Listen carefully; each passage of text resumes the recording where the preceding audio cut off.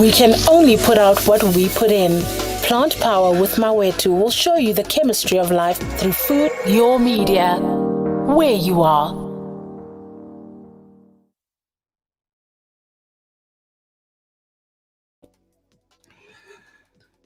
In 2018, January, Vernon and Simone started a page called The Leaf Eaters. It's a social media page that focuses on the lifestyle itself and living a cruelty-free life in South Africa. And the beauty about it is that they are a couple based in Cape Town and living plant-based. As we welcome them today, welcome on board.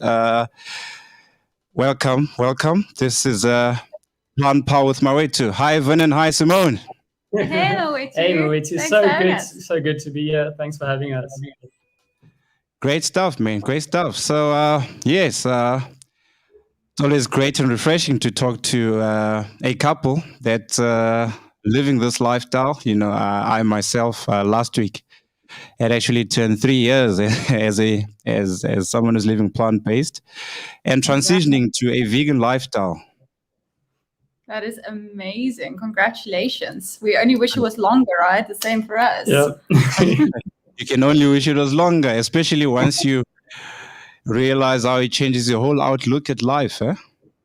For sure, yeah. I mean, I think we also had our 3-year anniversary recently, and I mean, it's been life-changing, honestly, to say the least.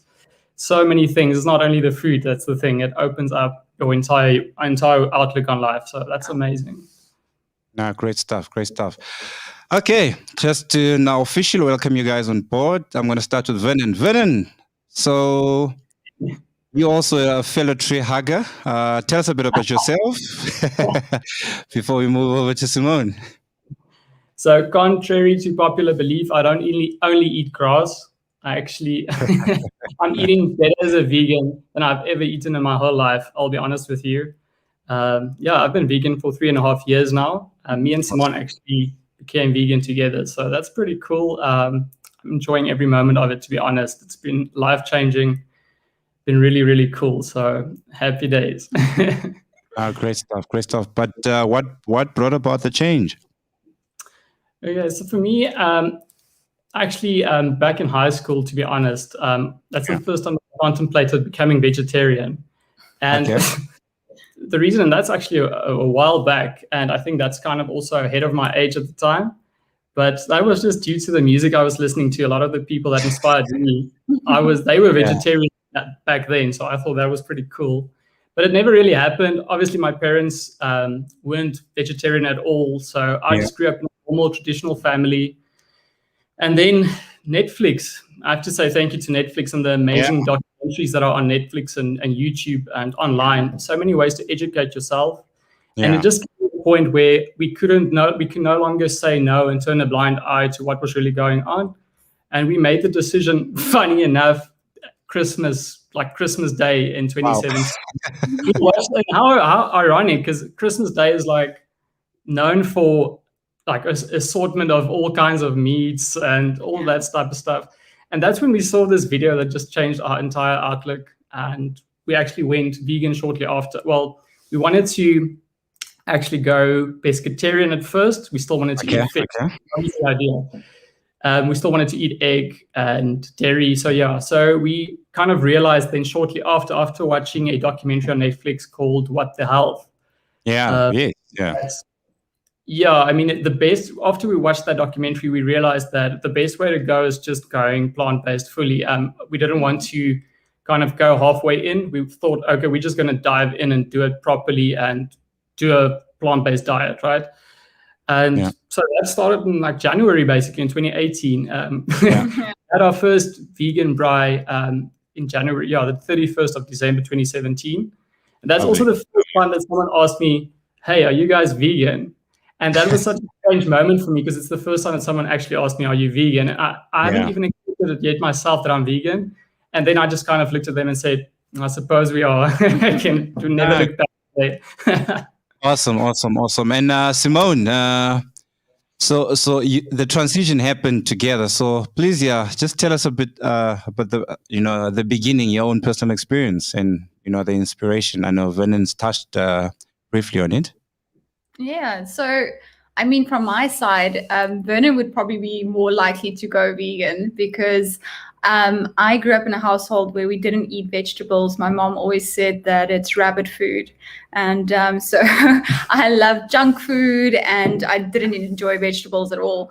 And when we watched What the Health, my mind flipped, and it was for the health, definitely, because you see that, oh, there's a nice packaged little meat at the supermarket, but you don't really know the story behind it, and you don't know you don't know what they inject the animals with and the treatment the animals go under for you to get that beautiful packaged little thing in your fridge.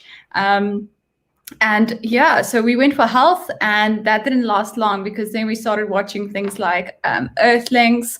We started following a guy called Earthling Ed. He is an amazing activist, and then we couldn't say no. It's for the health. It was definitely all in for the animals. No looking back. It's we felt like we were in the Matrix. And we've been lied to our whole lives. Everyone, we've been lied to. And I mean, even from our perspective, Vernon's from a very small town in the Northwest. I'm from an Afrikaans family, we both are, where, it's meat and it's braai, it's gaan nou braai, and, it's all those things. Lekker potjie kos, hè? So, I mean, his parents were better, but my family, they mocked us tremendously, people don't always support you because they don't understand it. And I was the same. I never, ever thought I would go vegan. And if I can do it, I think literally anyone can do it. Yeah. No. Look, and the beautiful thing about your journey is that one can draw that there's a meeting of two minds, into one great experience.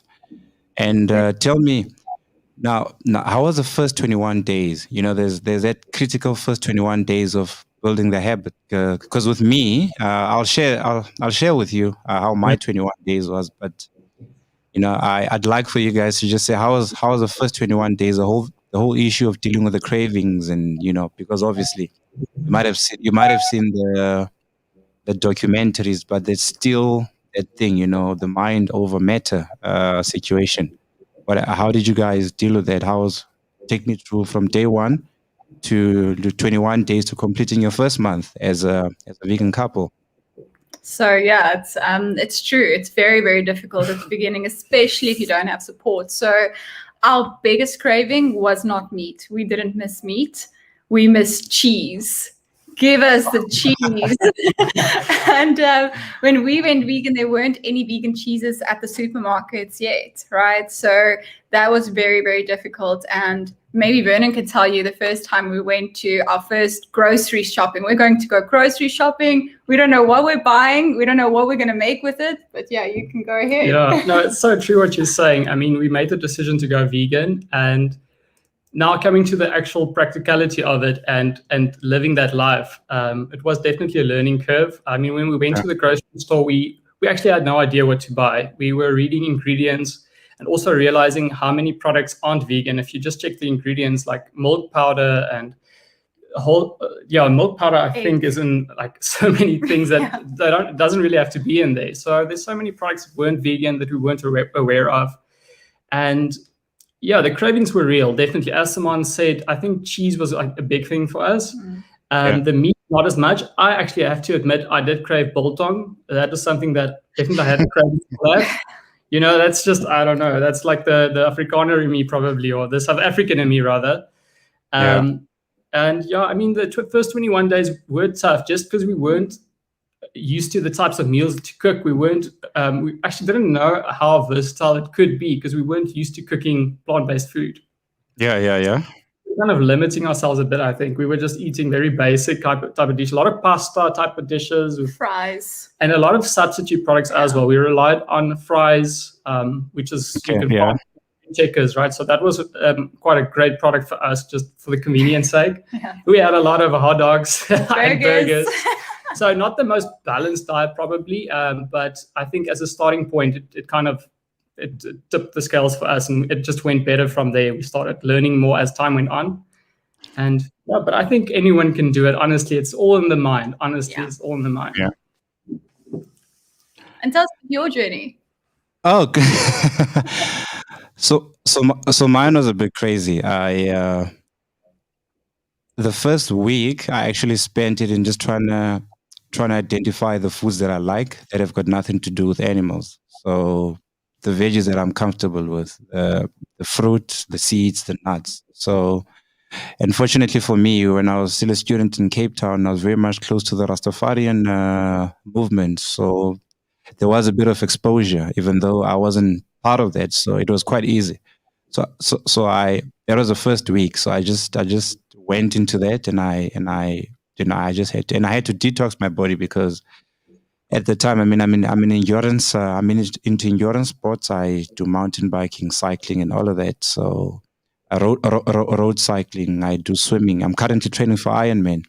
So at the time, my body was full of supplements and all of these things. So I had a lot of acid indigestion. So I was just a mess. So I just needed to get into veggies. I just needed to change.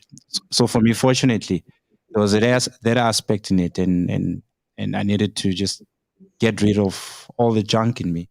And I can tell you, if you go road cycling at the time, I think I was training for the then 94.7.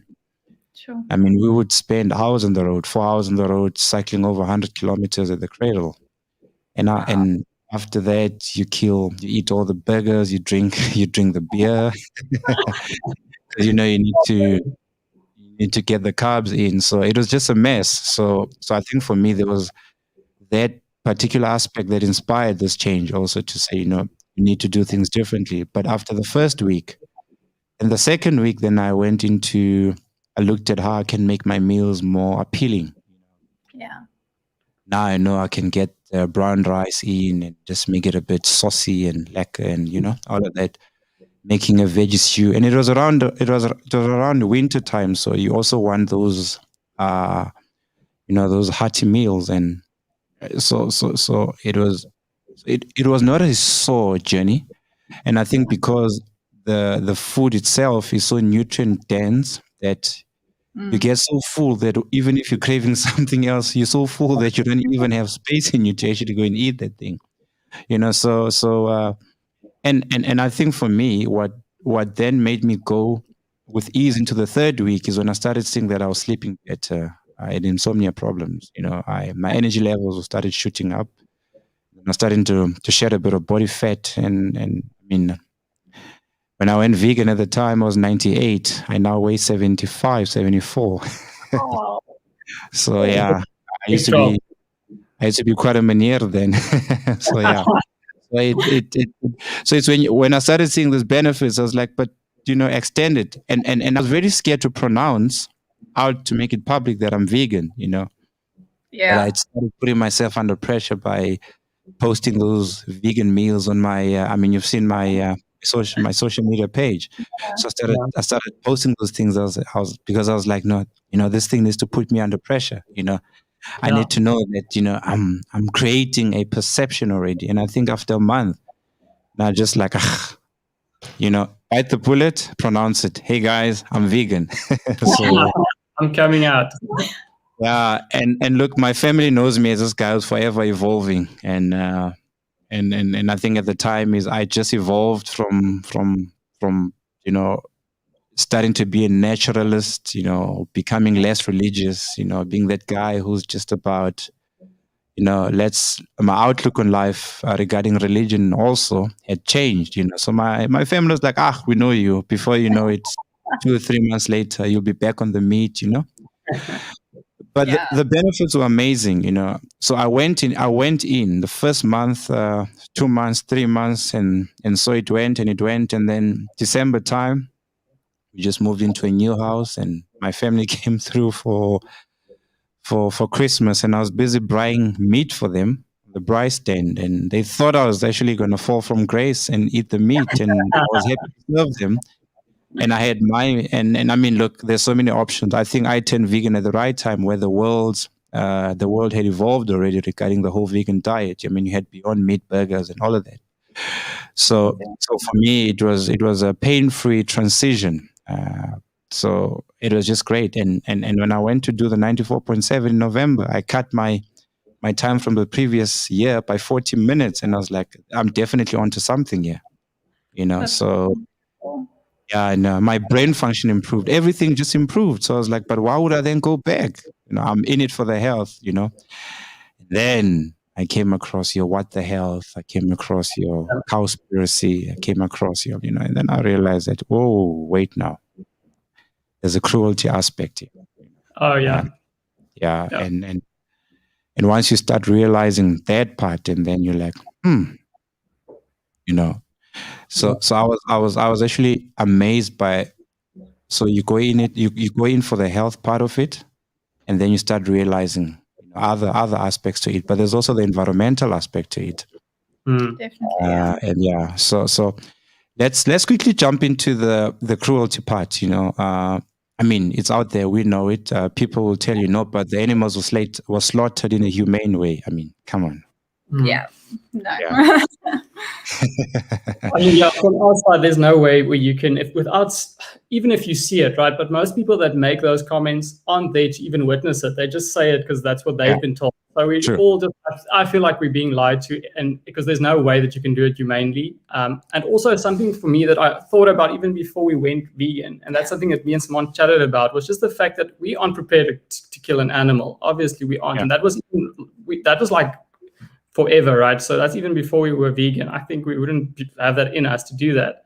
So why pay someone else to do it for us on like a large scale? And there's just so many light bulbs that went on for us. And I mean, we love animals. We've got 2 small dogs and a cat as well.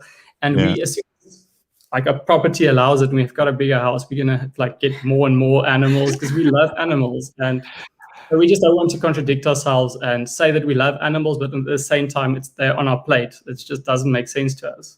Definitely. And I mean, a lot of people say that, it's just animals, you don't have to witness it. And, it's still so delicious. How can you not? What about bacon? And I think, bacon. Yeah. And I mean, I had a vegan friend before we went vegan, and she wanted to tell me all these horror stories. And I was like, la, la, la, la, la, la, I don't want to hear it. I can't go vegetarian. What am I going to eat? I don't eat vegetables. And it's all in your own mind. You can't make that up for anyone, even by posting all those cruelty videos and showing people that it's still going to be up to them to make that decision. You can't really force it on them. And I mean, it was the same for me. I'm the most stubborn person I know. And I mean, I made that decision. It's just all about, is your taste buds more important than a life? And would you kill your own animals, or would it be okay for humans to get humanely slaughtered? Is that okay? No, it's not. So why is it okay for other living beings to be slaughtered? Yep. No, for sure. Yeah, for sure. Definitely. And so, for instance, we've got a dog called Mufasa. I mean, it's the most beautiful dog ever. I mean, it's a Labrador. And I mean, you would never see a meal in your dog. I mean, or a burger coming out of your dog. But I think it all goes down to how we've been socially conditioned to view animals differently, There's animals you can see as pets, and there's animals you can see as food. I think that's what the problem is. So let's quickly get into the Leaf Eaters, the brand. That is basically who you guys are,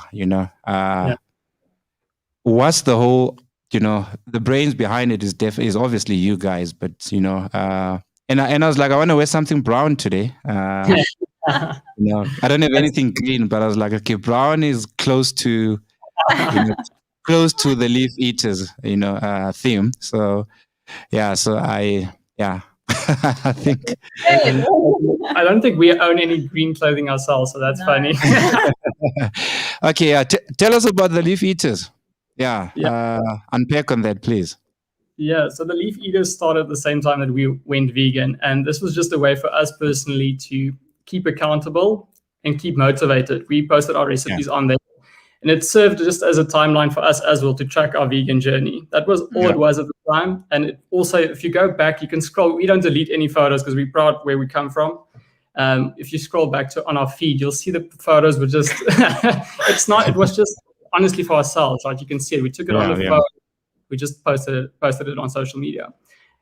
As time went on, we saw that there's people in the same boat as us that are like, they have the same questions as us. And we saw that we can use social media to engage with these people and enter into discussions and to just like put a positive message out there. I think if you have some sort of influence, no matter how small it is, I say use it for the positive, right? So we started doing that and it progressed. And I think Simone can chat how it progressed, and it's been amazing.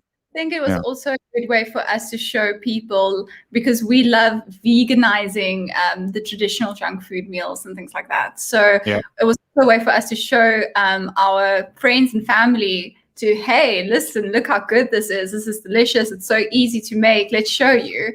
And it worked. And it's progressed really well. When we moved to Cape Town last year, our followers increased. There's so many brands that we get to work with that are now focusing on vegan products, which is super exciting because it wasn't like that many years ago.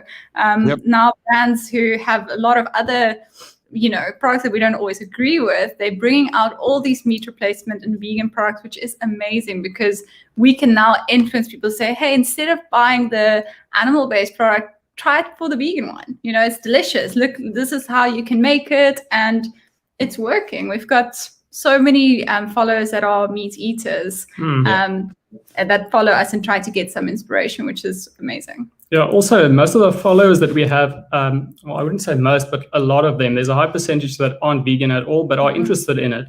And we went vegan overnight, and it's not feasible for everyone. They maybe start on a meat-free Monday or start small. So I think a lot of the people that are interested in it, they actually find a lot of inspiration from us. In terms of recipes and so on, you can, like I said, we are eating better than we ever have.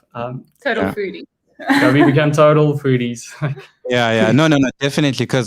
And that's the thing, because when you say you're vegan, and then people think that you're getting into a space where you're going to be starving yourself. But I mean, it's actually where you get whole food. So that's what I say to people. I'm like, no, I wasn't eating. There wasn't food that I wasn't putting into my body. And now that I'm here, I know all about whole foods. Whole foods is in, I mean, and the beauty about this lifestyle is that there's actually a number of medical doctors now who are doing intensive research about how veganism or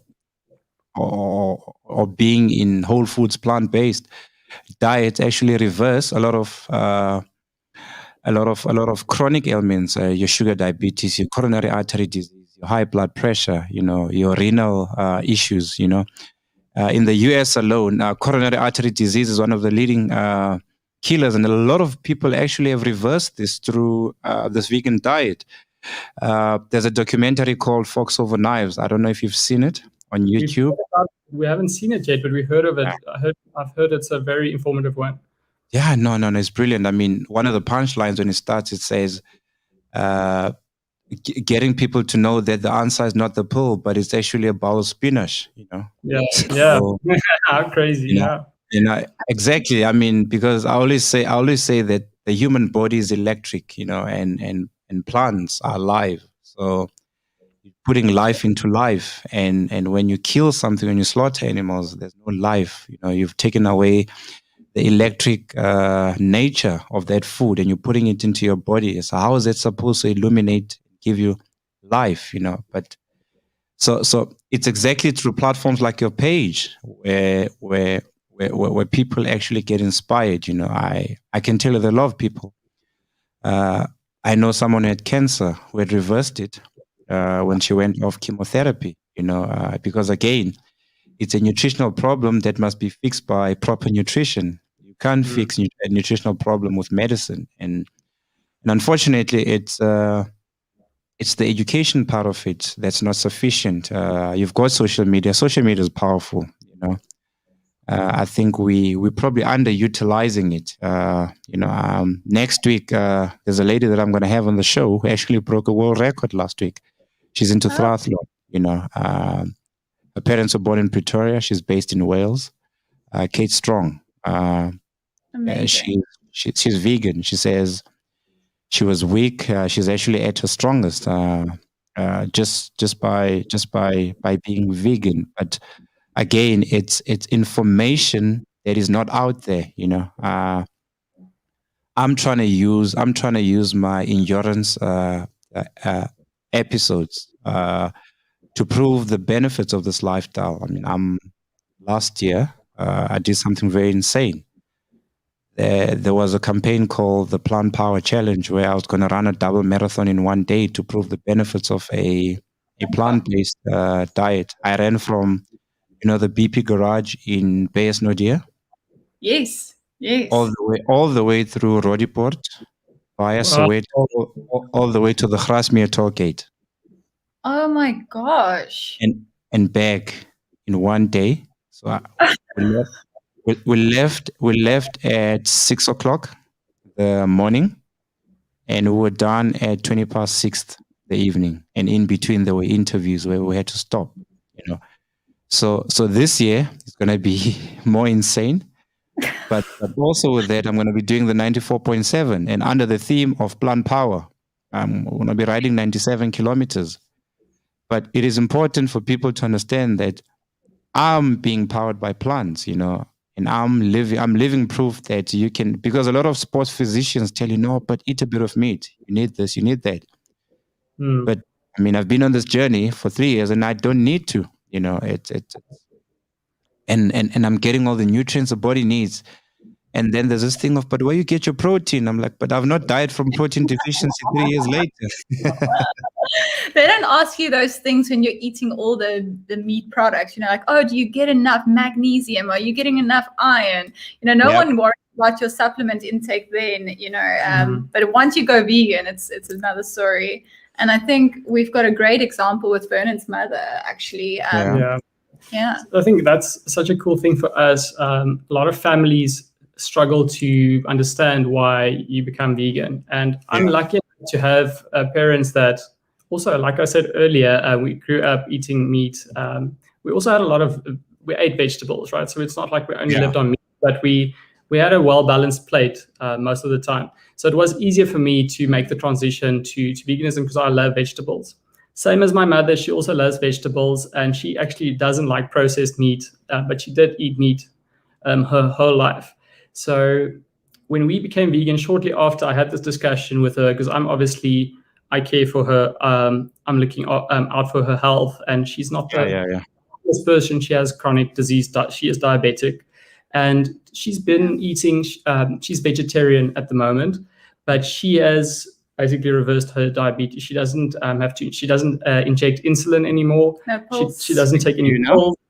So that is just one of many success stories out there. I think that, like you said, it's a lack of knowledge, maybe, but I do 100% believe that proper nutrition is the cure to all of these diseases. Pills and medication didn't exist with our ancestors. This is exactly from the earth, right? And that's what healed our bones and our ailments and stuff. So that's all you need to do now as well. Just take it back to nature.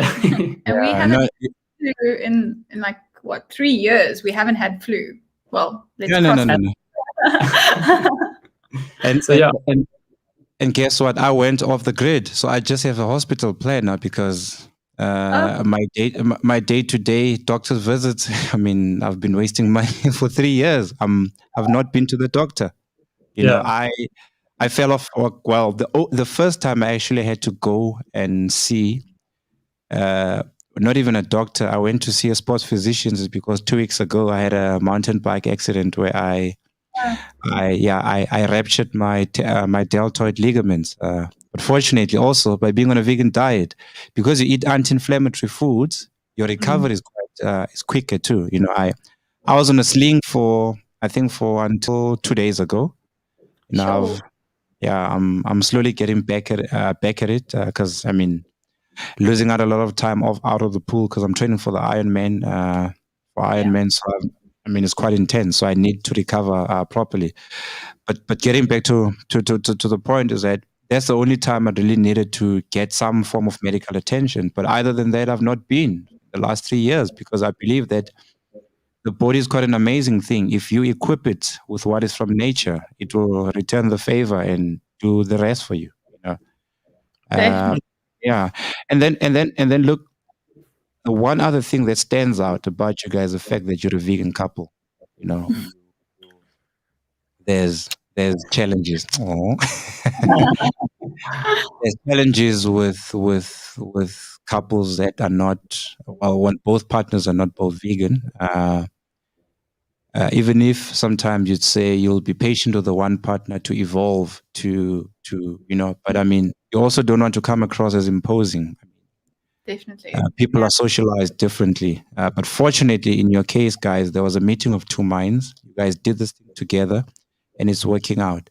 What would then be your advice for couples where one partner is vegan and one partner is not, and as in not even willing to listen? Because you might have kids involved there, and once you see as a parent, if you know the benefits of a plant-based diet, you'll definitely feel guilty that you're not inspiring your child to actually transition to this journey. But if your partner is not aligned, if there's no meeting of minds, it could actually be detrimental to the relationship. I mean, people may say, nah, it's a petty thing, but it's actually not petty. I mean, you create a value system around it, because it's not just about health. You create a value system about, if you fight against animal cruelty, that's a value system. If you start looking holistically at the effects of mass animal agriculture on the planet, and that becomes a value system. So how do you deal with it? Do you guys have kids, by the way? Sorry. We only have fur kids, as we like to call them. Okay, for now, okay. But I mean, it's obviously going to happen. You guys will extend, but fortunately, the child will be raised vegan. Doesn't make sense not to. We don't want to have kids. Okay. No, it's fine. No, I think it's a perception. Everyone has the perception that you'll have kids one day, but no, for sure, yeah. For now, we are good. And honestly, a lot of our followers and friends who are vegan, who have a spouse or partner that's not vegan, they've spoken to us about this topic and, explained the struggles. And from my perspective, and maybe you'll have a different one, I think it's all about trying to meet halfway and trying to influence the person instead of forcing them or giving them an ultimatum to go vegan. Because as I said, I would never, even if I met Vernon and he was already vegan and I was not, I wouldn't have, he wouldn't have gotten that to me to tell me you have to go vegan. I would be like, no, it's not happening. It's all in your own mind, and you've got to make up your mind and make that decision to go vegan. No one can force you. Otherwise, you won't, even if you do it for like a few months, you'll easily revert back to your old habits. 100%. Yeah, I agree with Simone. I think the most important thing is to respect each other, and don't impose your will on someone else just because you believe vegan is the right thing. Someone else might not have evolved to that point yet where they see things the same way as you, and you'll do more harm, in my opinion, than do good. And you'll make someone resent veganism and associate that with just bad memories, and that can really harm the relationship, because food is fundamental to our lives. We are fortunate enough to have gone vegan together, and we were at the same place at the same time for that to happen. And I'm very happy about it. And I know not everyone is in the same position, but my advice would be to be patient with your partner. And, I don't think that itself calls for ending the relationship. I think that you can even live with a partner that's not vegan. I think what really needs to happen is have a positive influence instead of a negative influence. And I 100% believe that a person that's surrounded by someone that is vegan would start being more open-minded towards vegan foods, and ultimately they would start probably eating more vegan foods by themselves, even if their partner isn't with them. So, I don't know. I think a lot of people just need to. It's just about supporting each other, really. I think that's what it comes down to. Definitely. And not. Don't force your partner to go vegan if they don't want to. I think that's going to do more harm than good. Yeah, no, definitely. I definitely agree with that. Yeah, and no, it definitely does more harm than any good, and I think thank you for that. I mean, it's really about patience, love your partner through the evolution, because I think as human beings we evolve. I mean, especially if you were not born vegan, if you're not born vegan, I mean, you've once eaten meat, and you've taken a conscious decision, a well thought, decision. So yeah, no, thank you for that. But tell me now, the leaf eaters. So any potential of collaboration with health practitioners? Definitely. So at the moment, we are open to everything. We want to spread the word as far as and as loud as possible. So we are open to any collaborations, and ultimately we want to get the word out, and we want to have positive influence on people to try more plant-based food. That's our aim. So if we can get that, if we can do that with health practitioners, that would be amazing, and also such a great learning experience for us. So that would be awesome. Yeah, no, that's awesome. Yeah, that's awesome. And then tell me, living in Cape Town, I know Cape Town is quite flexible. When I go to Cape Town with work, I mean, I will never go to Cape Town without going to Plant Cafe or Lexi's in Sea Point. Yeah. The food is amazing. The experience is amazing. You just it's like you're entering into this green planet when you go to the place. There's a different feel to it. I know they call us hippies, and there's a different feel to it. It's amazing. And what's your experience been? I mean, you guys were based in you were based in Joburg, or maybe let's start with Joburg. How was your experience in Joburg? Because you just recently you moved to Cape Town last year, right? Yeah, October last year. Yeah. How's the experience here in Joburg? I mean, look, there are a couple of vegan markets. I went to one last week at in Greenside. It was amazing. Yeah. How was that transition? You're living in Joburg, the fast city. Every second robot there's a fast food outlet. Honestly, we're so grateful to be living in Cape Town. I lived there for 9 years. I met Vernon there. So I always joke and I say, I just went to Joburg to go fetch my husband and my fur kids, and now I'm back home. But Joburg, it wasn't for me. It's very fast paced, lots of traffic, lots of crime. But the vegan scene, it grew. I mean, it's not as big as Cape Town, but it's definitely there's a lot of options. There's great restaurants. To name a few, that's where we went to Lexi's for the first time. Loved it. Yeah. The vegan chef is amazing.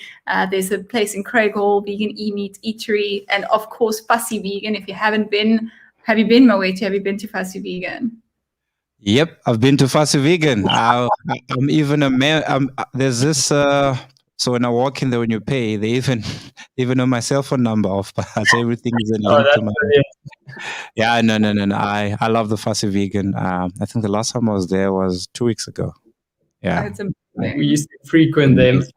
When we went vegan, it's funny enough, that's at the same time where it felt like everything was gaining momentum. So I think we just jumped on the train at the right point in time, because there were more options hitting the supermarkets. There were more restaurants. Yeah. And it's been really cool. So I think Joburg, we have really fond memories of Joburg as well with vegan food. Many of our favorites that we really miss. We can't wait to go and get a tofu bacon sub from Fussy Vegan. That was my favorite. And Cape Town, I think there's so many options that we need to try, because you can make a long, endless list of all the places. But the places we've been so far has been amazing. And it's true what you say. When you walk into a 100% plant-based restaurant, there's a different vibe in the air. You can really just feel it, and I love it. It's great not to have to kind of search for what you can eat on a menu. It's like, I could eat anything on this menu. It's so exciting. I love it. Definitely. And tell me, have you been to one of the markets though? Like the once a month market at Pirates? Oh, in Joburg. Yeah. In Joburg, yeah.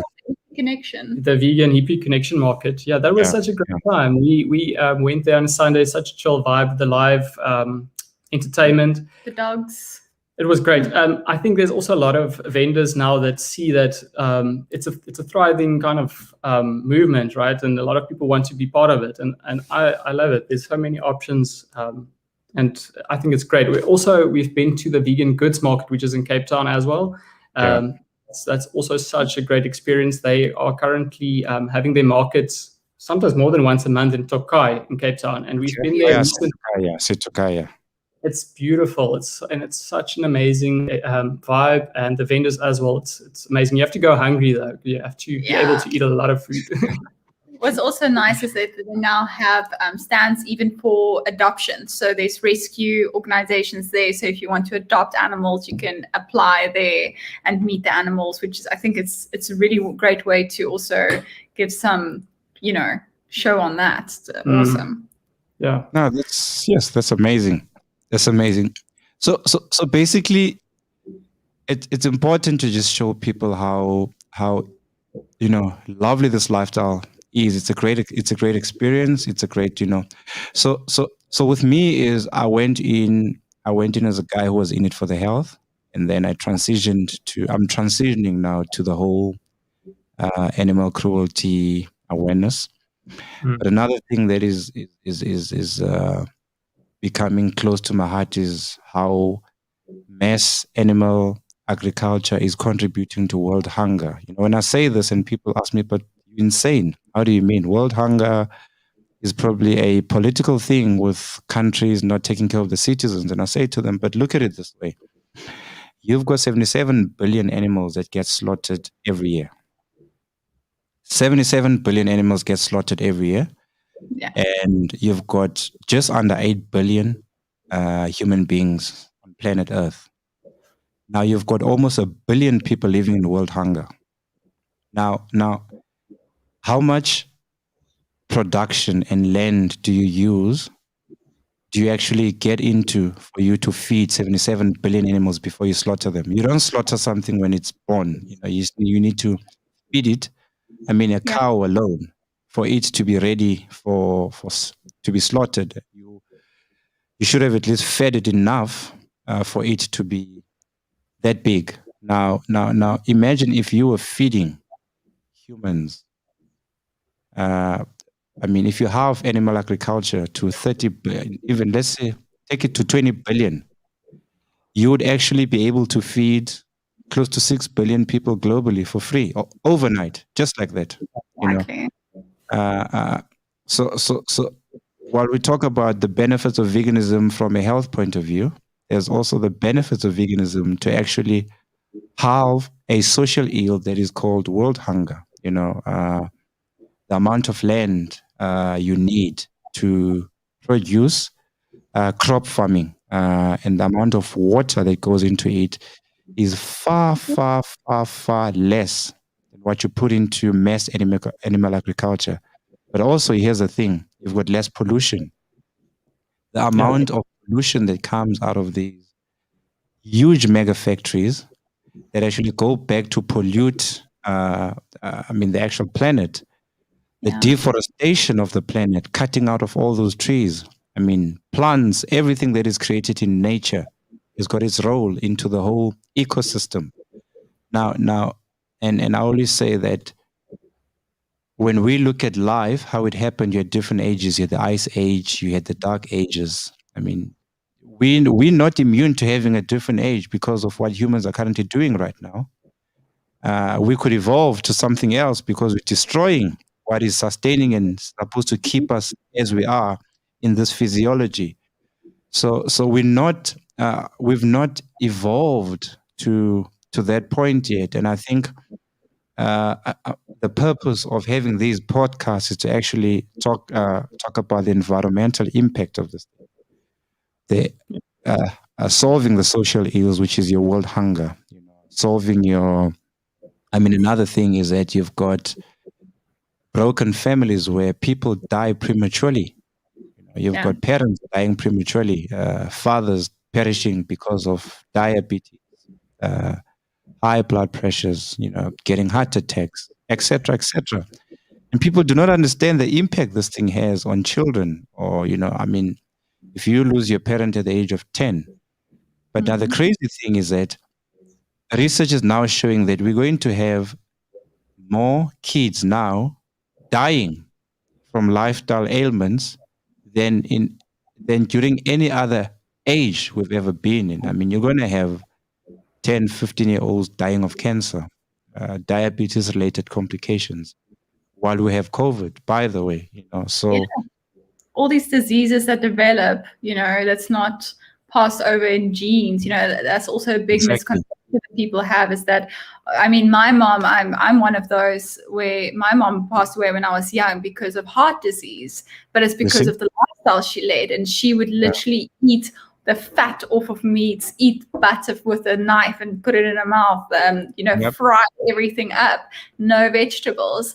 And it's not genes. It's not genes. It's all about Yeah, it's lifestyle. Look, I'm currently also writing a book. It's called Fixing the Violation. So it's how the whole agricultural revolution actually fiddled with our biology. It messed up our violation because of the food that we started eating. You've got coronary artery disease that you get from animal fat, but also other processed types of fat, like, you mentioned butter. Nobody actually understands that butter hurts what they call your endothelium cells, which causes clogging of the arteries. So I'm hoping that it will be commissioned by a very honest medical doctor for it to start publishing. So it's quite an intense research. I'm very passionate about this. Yes, but the book also will partially touch on the environmental part of it. So it's a project that's gonna take about 2 years to complete, but I think it's necessary. I've seen people get amazing results from this journey. I myself feel refreshed, 5 to 40, and I still feel fresh and young. And I think I'll reach. Thank you. I think I'll reach my athletic peak at the age of 50. So if I'm 50, I must still be at my fittest. You should go train too. Yeah, I'm taking my bicycle. I'm riding down to Joburg and join you for a marathon. Great stuff. There's actually someone who dared me to actually create awareness with a ride from Joburg to Cape Town next year. So I might just take that on. So if you land in Cape Town, we'll stick you for a nice juicy burger at Lexi's. There we go. Yeah, no, guys, look, I think we've touched on the importance of this lifestyle. And look, there's always going to be trolling. We should never ever give up on it. I deliberately did not even want to touch on the challenges, because I know the challenges. Yeah, I know the people who will always talk down and with a smiley face, but in all honesty, I think we must just keep teaching. We must just remain patient with people. I think it takes love, and when you love people, then your approach is different. I would definitely like to continue with this journey. This is definitely not the last interview with you guys, and hopefully the next interview we might actually, who knows, we might have partnered. That would be amazing. That's the whole point. It's collaboration, it's growing the movement, it's awareness out there. It's people understanding that there is this lifestyle, change all the misconception around plant-based eating. We need to make it fashionable to people. People need to understand that, for instance, I'm an advocate for this lifestyle. I wish I'd done it earlier, but I'm here. I'm forever grateful. And I'm forever grateful to couples like you guys. You guys are inspiring us out there. Keep the fire burning and keep it green and lovely. Mawethu, thank you so much for having us. You touched on so many important points tonight. It's been really, really cool chatting to you. And we definitely are looking forward to the next one. Yeah, we can talk about this for hours on end. Look, but that's the beauty about it. I mean, you go on and on and on and on, and you'll just never stop, because it's the passion that comes out also. Yeah, that's great stuff. Yeah, thanks a lot, guys. Mawethu, a little plug at the end. Sorry? Can I do a little plug at the end? No, you go for it. It's your show, buddy. Go for it. Awesome. Yeah. So just to all the listeners out there, if you are interested in a plant-based diet, if you're new to it and you've got questions, we offer an amazing resource on Instagram and Facebook, which you're welcome to follow along on me and Simone's journey as a plant-based couple. We do things together, and we have our own challenges. We are not perfect, but we just want to showcase like a realistic way of how you can become vegan in South Africa, or not even become vegan, but introduce more plant-based options into your life. There's so many benefits to it.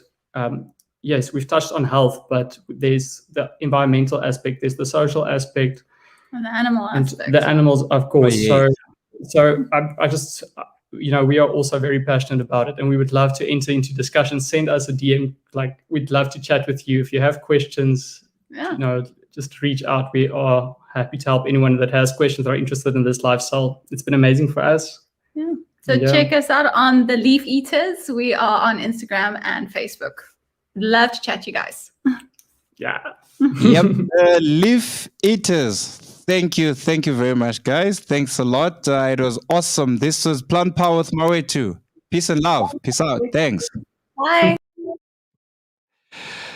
Yeah, that's Vernon and Simone Meyer, founders of the Leaf Eaters. That was amazing. I enjoyed the conversation. Quite intense. It was, I think, quite deep. Yeah, man.